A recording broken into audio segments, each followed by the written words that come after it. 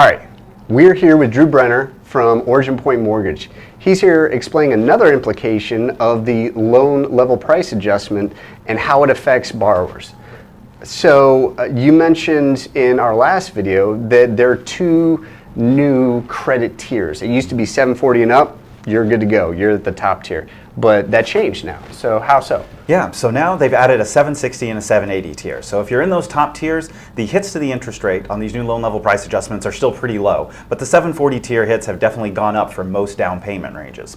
And so we wanted to create an example to just kind of illustrate the difference in the interest rate for a few of those different tiers based on the new system. Sure, so we're using a $400,000 purchase with a borrower that's putting 15% down. From a 740 to a 760 score, what are they seeing in terms of different interest rate and down payment, or excuse me, monthly payment? So it changes a little bit every day based on the market and where pricing is, but approximately going from 740 to 760 is going to save you 1/8%, which is 0.125% on the interest rate, okay, which is about $29 a month for this particular example. Okay, so basically you get Sling TV for free if you're going from 740 to 760. Yeah, exactly, okay, at least the blue version. Right.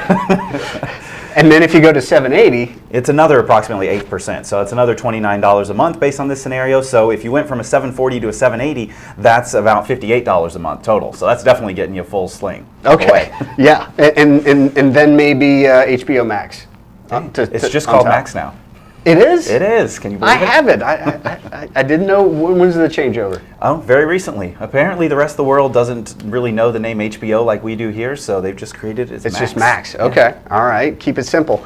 So, yeah, that's, I mean, not insignificant. And, of course, the higher the purchase price we're talking about, the higher the loan amount we're talking about, the greater that change. Correct.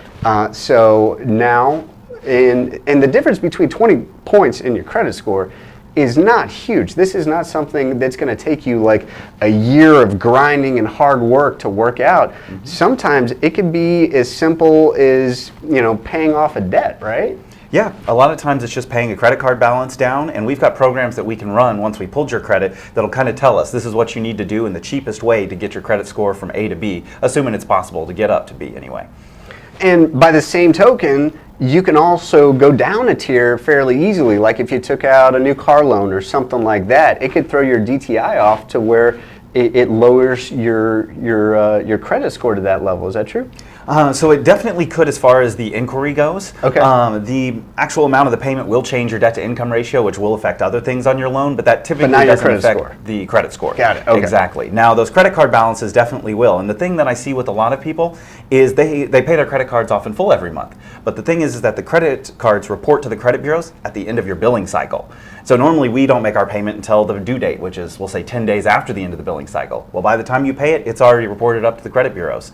So if you're looking at buying a home, figure out when the end of your billing cycle is and pay the credit card off before the end of the cycle rather than on the due date. And your credit score will definitely go up whenever you're ready to get reapproved. That's a great tip. How far ahead of the end of your to when your due date is due is the end of the billing cycle typically, or does it vary from card to card? So it varies from card to card. So you just want to go look at your credit card statement. It'll say from the 1st to the 31st or the 15th to the 15th, whatever that is, and you know that end of the billing cycle. I'd say pay it a couple of days ahead of time just to be safe, and then try not to charge anything off until you get through the end of that billing cycle.